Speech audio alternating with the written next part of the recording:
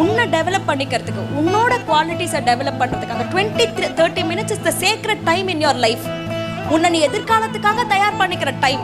அந்த டைமில் குறை சொல்லாத, அந்த டைமில் பிரச்சனைகளை பார்க்காத. இந்த 30 minutes to develop my self. நான் யாரை ஆகணும்னு நினைக்கிறனோ டு டெவலப் மை செல்ஃப். வேலையை ஆரம்பி. தினம் தினம் தினம் தினம் தினம் தினம் பண்ணு.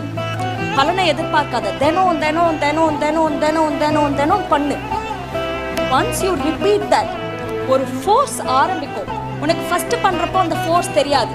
ஆனா அதே 30 நிமிஷம் நீ தினம் தினம் தினம் தினம் தினம் பண்றப்போல ஒரு பாயிண்ட்ல திரள ஆரம்பிக்கும் வேகம்.